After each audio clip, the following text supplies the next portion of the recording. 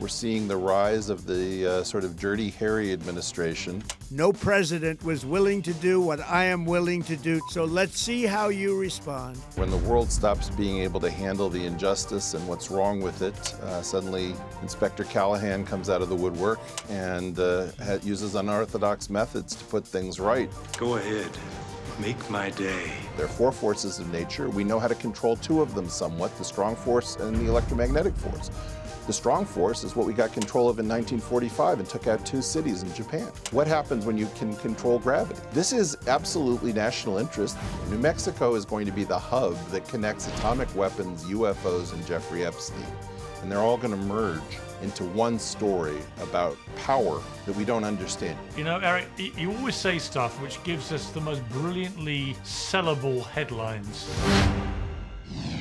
Well, while many of us have been debating men in women's sport and woke Snow White, unapologetically by the way, Dr. Eric Weinstein has long maintained that 3 far more consequential stories will define this era: the successful failure of the Iranian regime, the looming artificial intelligence megashock, and the extraordinary reach of Jeffrey Epstein into his world, the field of science. Well, Dr. Weinstein joins me now. I hesitate to call you Nostradamus, Eric Weinstein. Welcome back to Uncensored. But all the pointers are that you are indeed a modern-day Nostradamus, not least because of your focus of all our attention on Iran. What do you make of what has happened with these unprecedented attacks on Iran? Well, good to be with you, Piers.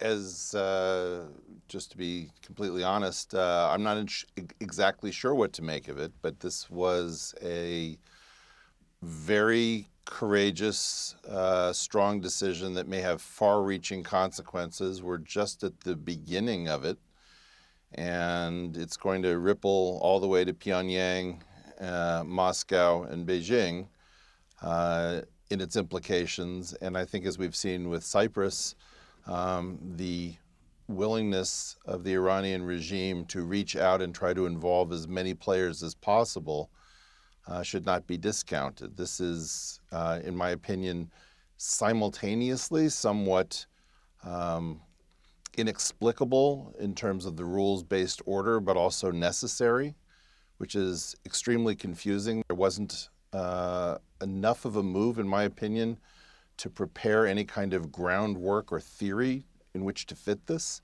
which turns out to be important over time. And roughly speaking, we're seeing the rise of the sort of Dirty Harry administration, where when the world stops being able to handle the injustice and what's wrong with it, suddenly Inspector Callahan comes out of the woodwork and uses unorthodox methods to put things right. And if there is a doctrine associated with this administration, I would say it's the FAFO Dirty Harry doctrine, people finding out the consequences of trying to be cute, getting around the letter of the world order by using proxy armies and others to do the dirty work. And I think Iran has just found that these long-deferred consequences have come home because this particular president has had enough. How will history judge, do you think, the Iranian regime? Assume for a moment that it is either toppled, which is obviously we're a way off that, but severely damaged, which leads to a toppling over time. And we end up with a regime that lasted, say, 47, 48, 49 years, whatever it ends up being, if that is the case. How will history judge it? Because many people have tried to frame this Iranian regime since 79 as one of the worst regimes, if not the worst in the world, primarily because of the way it simultaneously repressed its own people, but also acted as a kind of octopus with multiple tentacles to terrorists throughout that region, through the Houthis, Hezbollah, through Hamas, and other groups. That it became a sort of a terrorism octopus. Do you think that's how history will judge it? I think that history will probably judge it by its theocratic nuclear ambitions. I think the idea of coupling a theocracy to a sovereign nation empowered with nuclear weapons, and particularly a theocracy devoted to martyrdom, presented game theory that was not easily understandable by anyone. So it posed a unique sort of a threat where self-interest could not really be determined in terms of, all of the horrible crimes that have been committed through proxies like Hamas or Hezbollah or the Houthis or who have you, pale in comparison to what I think the regime ultimately aspired to. And I should also say that the oppression of a thoroughly modern people, particularly in Tehran, is what is very disturbing to many of us. People who knew freedom, who were very much a part of the modern world. And, I'm just going to reiterate something I say frequently, that the Persian contribution to world culture is an astounding one. This is not a random nation pulled at random out of the UN membership. This is one of the most important peoples, cultures, nations in the world. And for that nation to have this regime was an oddity never before seen. You said something very interesting in September 2022. You posted then, Iran is too advanced, modern, and important to the modern world to be under this kind of backward, human rights violating, religiously intolerant regime for this long. It's been 43 years of imposed backwardness on an advanced civilization. Maybe it's finally enough, which looks very prescient, I have to say, looking back on that now, 3.5 years on. But it has felt like that. Whenever I meet a lot of Iranians who've come to the UK, for example, to get away from that regime, they are extremely cultured people. They're very sophisticated in their thinking. They're very well educated. They're very modern in many ways in their thinking as well. And yet they've had to flee a very draconian, as you put it, backward-looking regime that wanted to drag everybody back to the Dark Ages. Well, give me that I am nothing if not consistent. I hadn't remembered that tweet. Yeah, I do think that, particularly in my case, loving Persian music and, having some appreciation for the ways in which Persian filters into Turkish and Urdu, two languages that I fumble around with. There's no question that this is a people who, if freed, are going to exert a major influence on the world at all levels, intellectually, scientifically, artistically, in terms of trade, obviously the energy endowment, I don't even need to talk about. So, one of the things that we have to think about is that I in some sense, believe that the regime has fallen. You can't survive with that many of your leaders and not become something. If that many of your leaders are killed off, you become something new. So that's already been accomplished. What this uncorks is unclear. In part, there are other cultures that are extremely important. I shout out to the Kurds of Iran, as well as the Azeri population and Armenians. There's no shortage of diversity within the modern nation of Iran. And all of these things, in part, may produce one of the most advanced civilizations if freed from this theocracy. I think that is something we're going to have to contend with, because it's also going to be naturally a major regional player, even if it became a secular country, which I don't think is likely. I do think that there's a little bit of wishful thinking where people pretend that there is no support for the regime and that there are no hardline fundamentalists in the country. Obviously, that's not true. But I think we're going to get a lesson in how much complexity was covered up by the sarcophagus of smothering Sharia law under clerics. There are many people who are very skeptical that America has been sort of persuaded to do this by Benjamin Netanyahu and the Israeli government, who've been itching to do this for decades. You said last June in a post, Israel's not attacking the people of Iran. It's trying to end a regional and global nightmare regime. At least let us wish them and the Persian people a safe night, while Israel is working through the wee hours to make sure the mullahs won't be able to strike us here with WMD. And let us pray they know what they're doing. Godspeed. I think that was around the time of the 12-Day War, in which the Americans and Israelis attacked the nuclear plants there. People say, well, hang on a second. We were told then that the nuclear capability had been pretty well destroyed. Now the pretext for this new war, less than a year later, is the threat of Iran having a nuclear weapon. That is the pretext for doing this. How can those two positions be right? How can the 12-day war have been a spectacular success and neutered its nuclear aspirations, but we need to go and do this a few months later? What do you say to people that think that? You're asking a hell of a question. Let's get into some trouble, which is frequently done on your program. I myself have stepped in it a few times. I think that the Israelis, in part, have a great deal of love for the Iranian people and viewed themselves, whether rightly or wrongly, and I can't say because I've never been to Iran, viewed themselves as wanting to liberate a great people. There's a long historical relationship between Jews and Persians, and mostly there's a great deal of respect from every Jew that I know who's knowledgeable about this. So in part, there is the fantasy of being the Jewish liberators of a great nation, as opposed to the attackers of Iran. So you just have to understand that that's a reframe that is very common in Jewish and particularly in Israeli circles. I also believe that in part, Donald Trump is sparing us from the Israelis having to do this alone. And, as a person who is on record calling Donald Trump an existential threat, potentially to life on Earth, I will say that this is an extremely courageous action that is not only America first, it's Earth first. And the attempted reframe of this as Benjamin Netanyahu persuading Donald Trump, nobody's going to push Donald Trump around. Try it. You see what happens.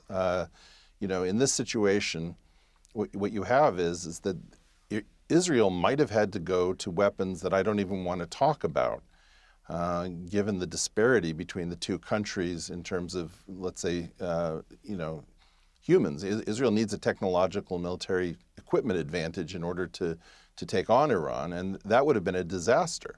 So I think that what you can say is that Donald Trump is in part acting to stop the Israelis from doing this alone and using methods that I think would be far more dangerous. And, let me just say this. This is a return to the America that many of us are quite proud of, that has intervened on behalf of people who could not stand up for themselves.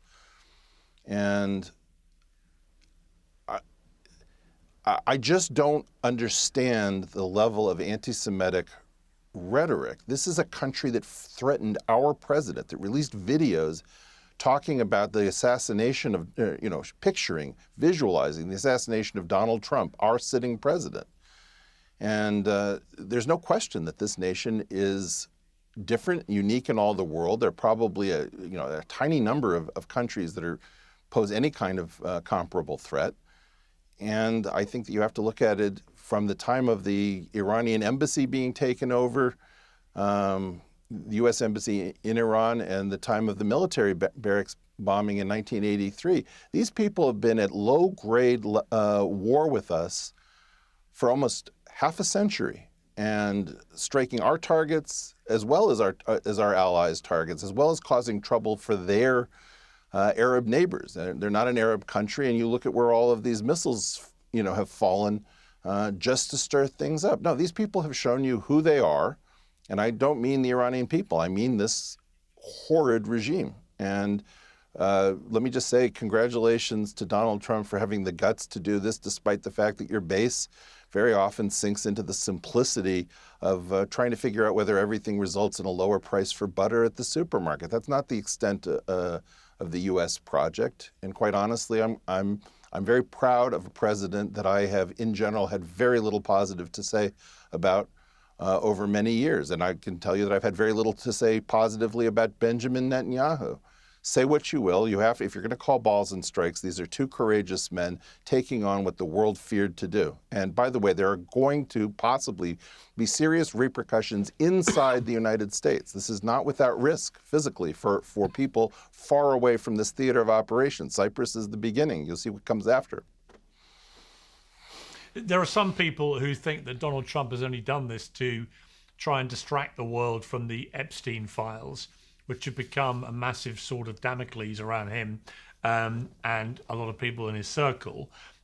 You, for years, have warned about Epstein's influence in an interesting way, where you were most primarily concerned about his links to top scientists. And it does seem from the files that have been dumped on the world, the millions of files, that citing newly released documents from the Department of Justice, the distinguished science journal Nature revealed that Epstein invested millions of dollars in science projects, made donations to MIT and Harvard, and maintained a list of nearly 30 top scientists. The documents show researchers consulted a sex offender on publications, visas, and public relations crises, and even allowed him deep involvement in their research work.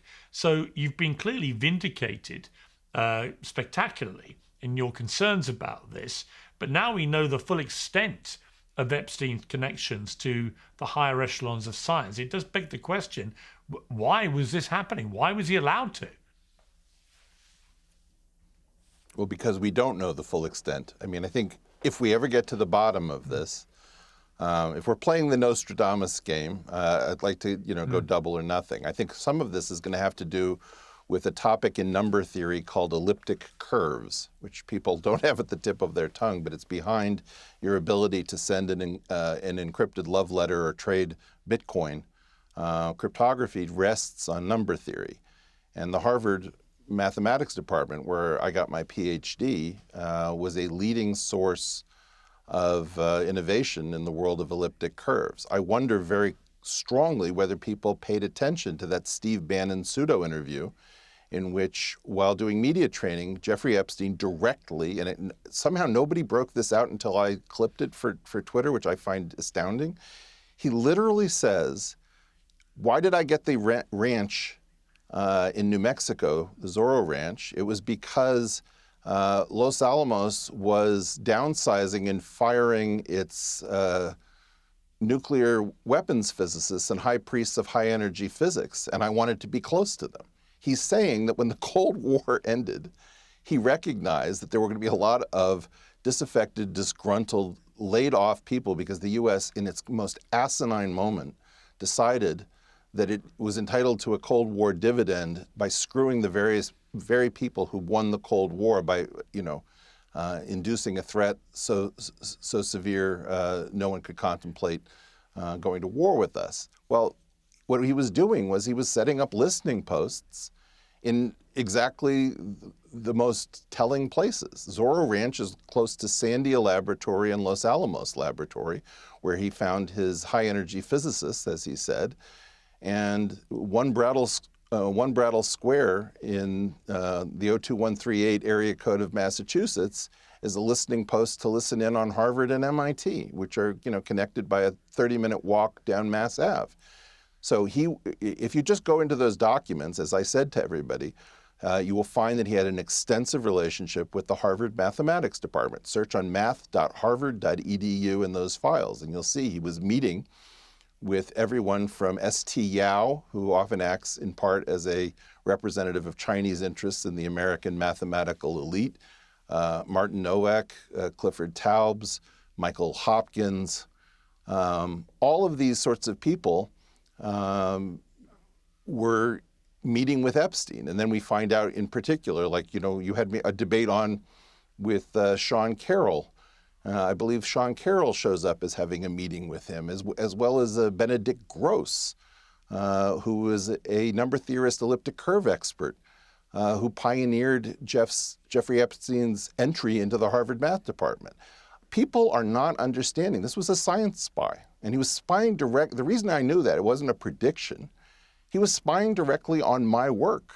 The earliest we see him in the Harvard math departments around 2002. I got my PhD in 1992.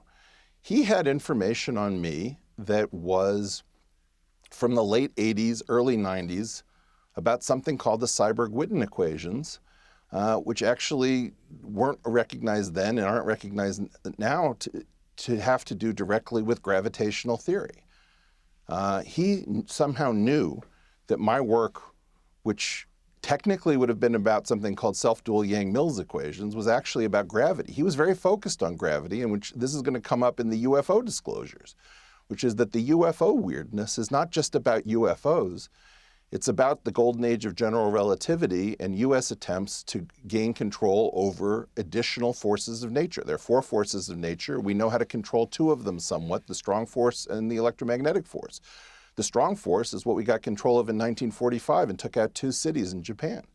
So what happens when you can control gravity?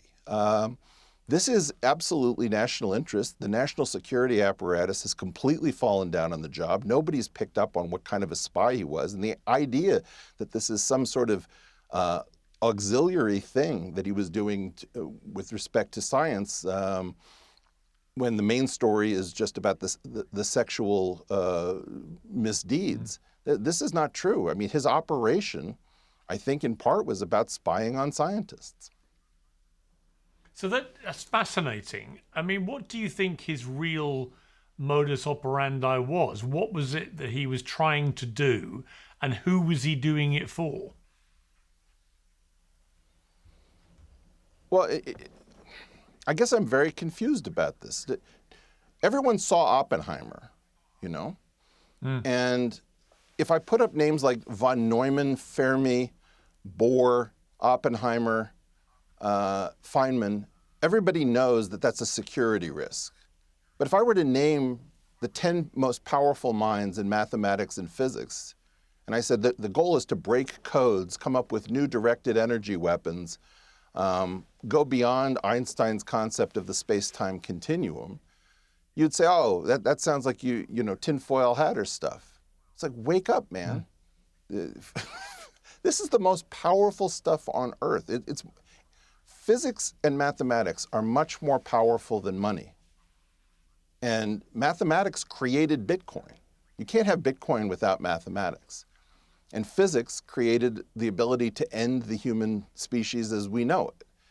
When did we become disinterested in protecting all of these ninja priests with this? Like, what do you think of me as a cultural commentator, or do you think of me as a differential geometer focused on the standard model and general relativity and trying to push the edge? I have no idea why nobody. I had an interview with the Diary of a CEO podcast, and at the end I'm saying, is there no one at the Department of Energy who knows what their job is? Because the Department of Energy is tasked with safeguarding our national laboratories. They have an intelligence wing that's supposed to know if a mysterious pseudo-fake billionaire shows up and says, I need to make contact with all the people we've decided to stop paying who know the deepest secrets of the United States with respect to theoretical physics.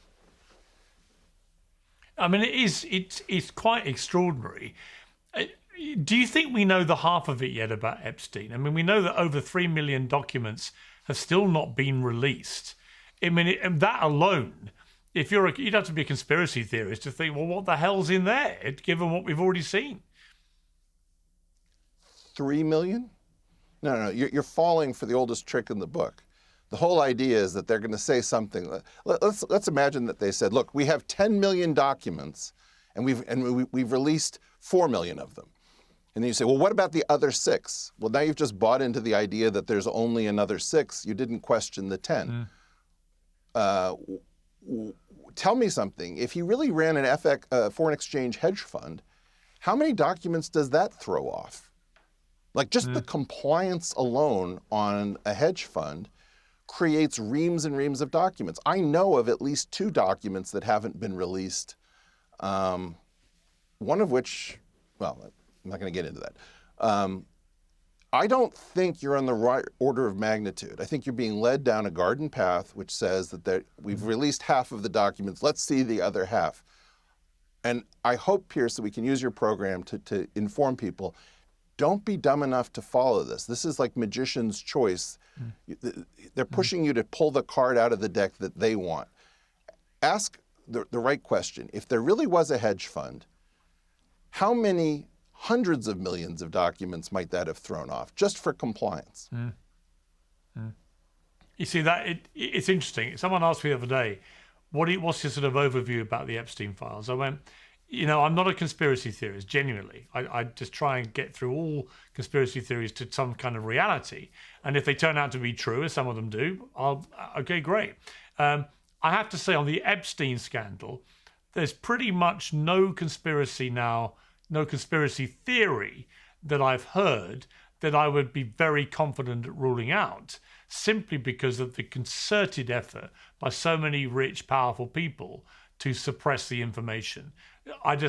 All my journalistic antennae tell me, when people go to this amount of trouble to suppress the truth from the public, then you can pretty much think that almost every theory might be true, and ruling any of them out might be a very foolhardy thing. I'm very surprised to hear you say what you said. Surely you believe in La Cosa Nostra. I have no doubt that you believe that the Manhattan Project existed. Therefore, you are a conspiracy theorist. Every smart person, and I certainly account you in that group, has to be a conspiracy theorist. The idea that we claim we're not conspiracy theorists is really what we used to say when we wanted to give room for our intelligence and covert operations to work. So we would pretend that we didn't believe in our own conspiracies so that our hopefully ethical and public-spirited covert operations and intelligence services would have the room to move. But it's much the same thing, Piers, as when you go past a 5-car pileup with burning cars and body parts scattered all over the road, and somebody says, "Nothing to see here, move along." You say, okay, I agree to act as if there is nothing to see here. The question is, do you agree to act as if conspiracies are not true, or that those who speculate about them must be mad? And the odd part about it, of course, is that you can look up the terms special access program, unacknowledged special access program, and waived unacknowledged special access program as 3 different categories of conspiracies that the United States government has agreed to create. These are containers into which we put our conspiracies. So to say that you're not a conspiracy theorist is basically just in good faith saying, I agree not to investigate what we've put in our secret containers. But in bad faith, it's an attempt to make people who speculate about such things knowledgeably into pariahs, and that way we can keep our intelligence services safe.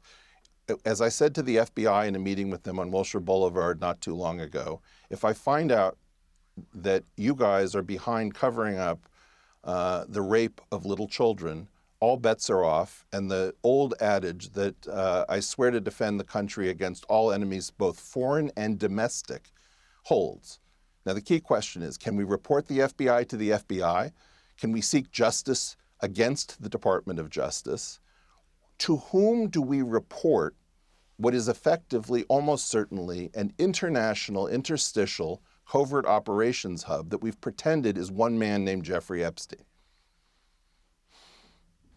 I mean, it's very interesting you challenging me like that, and it's made me think about what my response should be. I would say what I meant to infer was that there are certain conspiracy theories that do the rounds, which have been very clearly, in my view, proven to be untrue by cold, hard fact, and yet they continue to be promoted and propagated and spread around. That's my definition of a genuine conspiracy theory. It's not a very out there idea about something that's in the news or something historic that remains unproven by hard evidential fact. For example, there are people who still think we didn't land on the moon. I think that's complete bullshit. I think it's been absolutely proven we landed on the moon. People think Elvis is still alive. He's not. He died at age 42 back in the 70s, and so on. In other words, there are things that happen which people have decided didn't happen, and they promote them, and those are what I call conspiracy theories. I think it's different to what you're getting at, which is that, especially with the way that modern media has gone, and going through things like the pandemic, for example, but that actually it's incumbent on people to be naturally very curious, and that however wacky the theory, and the Epstein scandal is a perfect example of a lot of the more out there theories about this have sort of been borne out by evidence contained in these files. Now, so that's how I would clarify my view about conspiracy theories. I appreciate what you're trying to say. I definitely think, I had to go on Joe Rogan to say that 1 × 1 is not equal to 2 because a rumor spread that Terrence Howard had shown that multiplication was incorrect. There are a lot of wacky things that people say. I've talked, particularly on the Portal, my podcast, about responsible conspiracy theories. I don't know what you can say, for example, about Building 7, but you'll notice that just the words Building 7 causes an immediate reaction to, am I in Nutterville? If I said to you that there has never been a building that collapsed like Building 7, you should suddenly feel very uncomfortable because the social cost of pointing that out, even though I've said nothing about who did it or how it happened or anything like that, I'm just going to say that it's an unprecedented building collapse in the history of construction. We can't talk about certain things in part because they're defended by stigma. And so I think that one of the things that you and I are both concerned about is how do people who are responsible members of society who want to take us away from the brink of degeneracy and madness operate if those who are engaged in degeneracy, madness, and the destruction of our society's trust structure, if those people are in charge of newspapers and behind the scenes of our computers, hurling epithets at us. And so that's what you're trying to say. You're saying, please don't confuse me with a nutter. And I say, of course I'm not going to confuse you with a nutter. But if you can't let me mention that there are 300 man-pads missing from the Afghan theater from the U.S.'s time in Afghanistan. Those are shoulder-launched missiles. Now, is that a conspiracy theory? No, that's a fact, but it's a very disturbing fact. It will cause you to start thinking about whether or not they could shoot down commercial airliners. So anything that starts to cause a loss of confidence in the system is defended by the same exact mechanism, which is to call the person pointing it out nutty. And by the way, I very much appreciate, even though it was totally unwarranted, the very kind words you had in the introduction, because in order for me to keep playing this game, I have to get things right, like saying Joe Biden is not going to make it to November with high probability. Right. And then being borne out. And the more times I do that, the more times you'll see the words grifter and charlatan attached to my name on social media. And that is itself called a covert influence campaign, which is something that has been studied as part of another concept, look it up, called human terrain, which was the weaponization of the social sciences, particularly cultural anthropology, against targets involved in spreading information which is not supposed to be in the public's hands, which got renamed as malinformation, which is true stuff the public isn't supposed to know. The third prong of your Nostradamus positions has been AI, and there is actually a link between Epstein and this, because I did one of the last interviews with Professor Stephen Hawking. I think I said this to you before, and he's been dragged into the Epstein files. He's in there several hundred times. His pictures and him with Epstein. He went to the island to attend a physics conference and so on. From everything you've seen or gleaned, and I'll come to what he said about AI in a moment, but from everything you've seen and gleaned in relation to his relationship with Epstein, do you see anything particularly sinister there? Yeah, sure. Of course I do.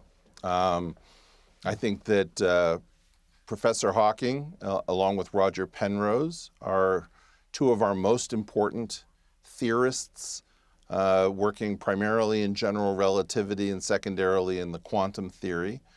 I think people don't understand how dangerous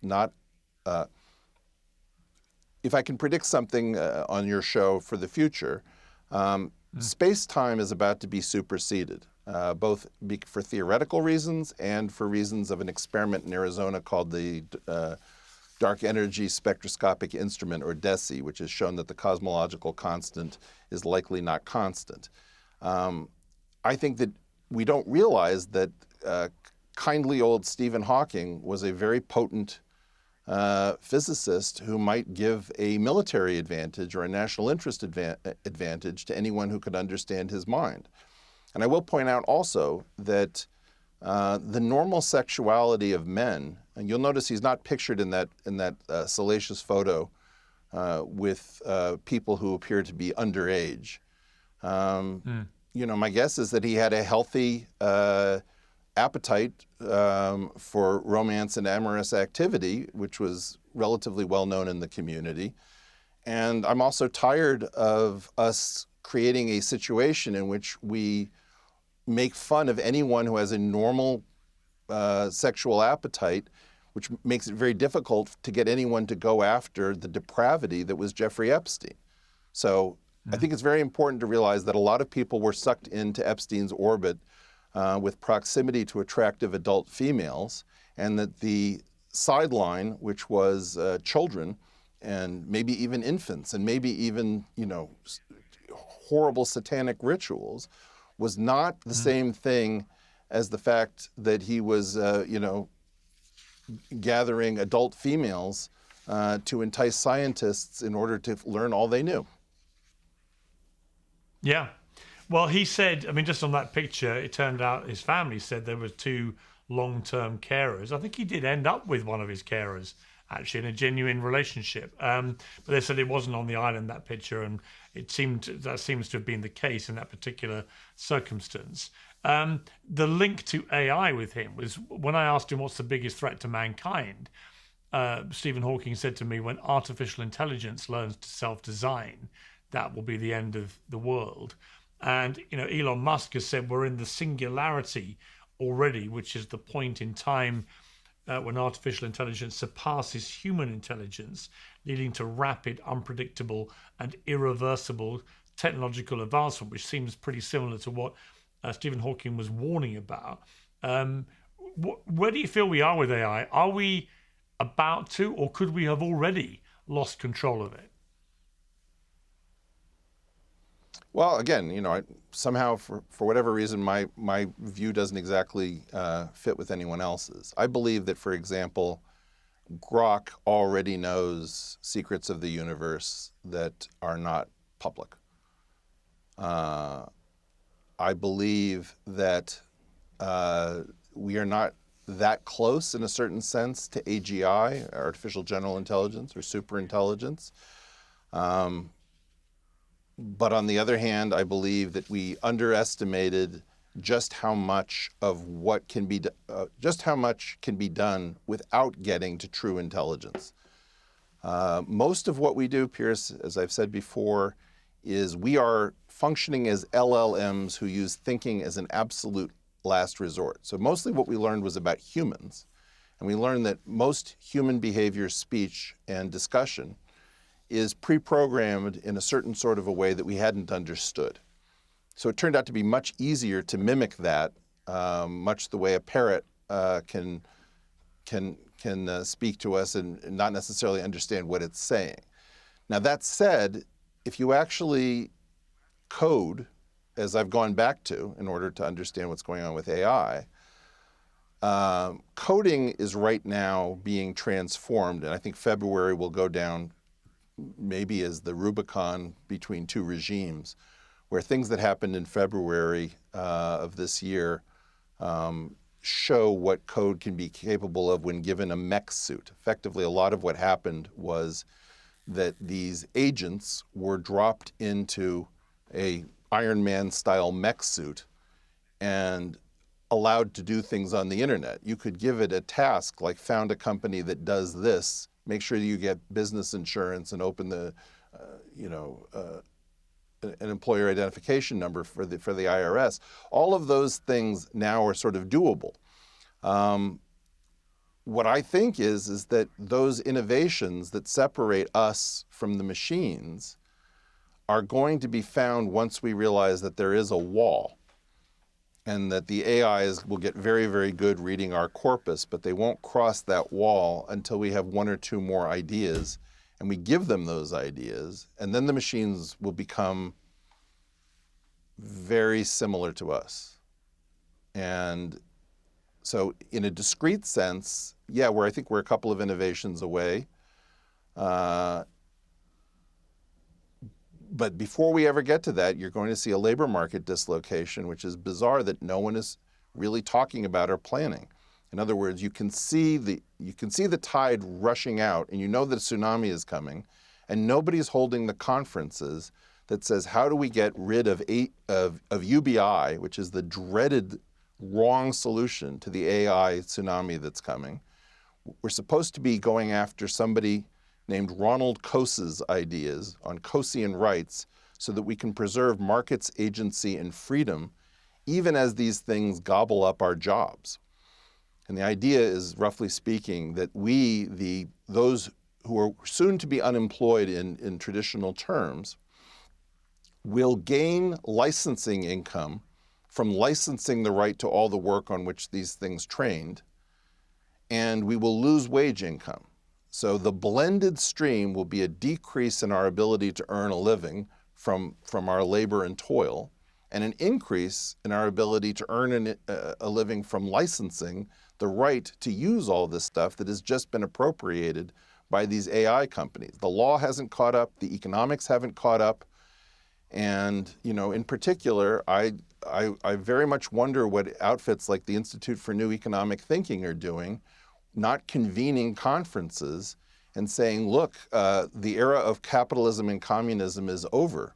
Right now, we have to come up with a new theory, and if Karl Marx and Adam Smith were alive today, I don't think they would be going back to capitalism and communism. They'd be trying to figure out what's next. Somehow all we do is look backwards. It's like we've lost our agency, and I can't understand it because this is imminent. This is about to happen, and somehow we don't have the leadership in Washington that understands you better figure out what Coasean rights are very quickly and get rid of UBI, or we are all going to become on the dole and enslaved in a relatively short time if we can't figure out what to do next. Yeah, I share a lot of your concerns about that. Let's just end with a couple of quickies. UFOs, aliens. We saw Barack Obama stumble into global headlines by saying he thought aliens existed. People assumed he'd seen evidence of this. He sort of reined back on that. But Donald Trump has now said he will release all the classified files on UFOs and aliens. And you posted after that, an enormous secret is buried here. I have failed to guess it year after year. What did you mean by that? We have a puzzle that I can't solve. There is more accumulated anecdotal, circumstantial, and sporadic evidence of an enormous program about UFOs than I know how to dismiss. I've talked to people who have strikingly similar firsthand accounts of bizarre behavior, either in terms of objects in the skies or the seas, or seeming U.S. government employees with no insignia and no identification behaving in bizarre ways. I can't explain the amount of firsthand claims from non-actors delivered with perfect sincerity that would make Hollywood blush.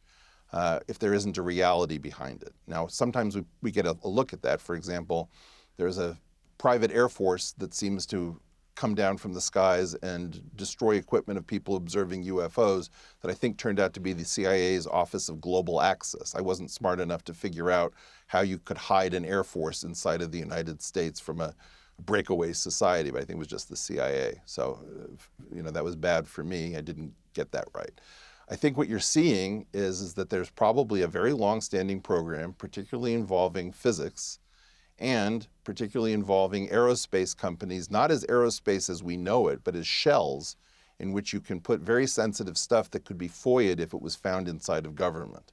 I don't know what's in that structure. I think Wright-Patterson Air Force Base is going to be very important. There's a site in Indiana, several in New Mexico. My guess is that you're going to find out that a lot of these stories, just take New Mexico. New Mexico is going to be the hub that connects atomic weapons, UFOs, and Jeffrey Epstein. And they're all going to merge into one story about power that we don't understand. Human power is going to be centered in the state that we barely ever talk about. And including Bill Richardson at the Department of Energy, which of course is really the custodian of physics and our nuclear weapons that Jimmy Carter converted from the AEC, where atomic energy was the cover story for atomic weapons. So it went from atomic weapons to atomic energy to just energy. And now we sound like Bill Richardson went there to be the head of oil and gas. So I think that you're going to find out that New Mexico is going to be the hub that connects all these stories. You know, Eric, you always say stuff which gives us the most brilliantly sellable headlines for the content that people then watch when I interview you. I don't think you've ever done anything to surpass the words that just came out of your mouth, linking the trifecta that you just illustrated. Absolutely riveting. Eric, thank you. I can always talk to you for hours. We've run out of time, but I really appreciate catching up with you. Thank you very much. Good to be with you, Piers. Thanks. Piers Morgan Uncensored is proudly independent. The only boss around here is me. If you enjoy our show, we ask for only one simple thing. Hit subscribe on YouTube and follow Piers Morgan Uncensored on Spotify and Apple Podcasts. And in return, we will continue our mission to inform, irritate and entertain. And we'll do it all for free. Independent, uncensored media has never been more critical, and we couldn't do it without you.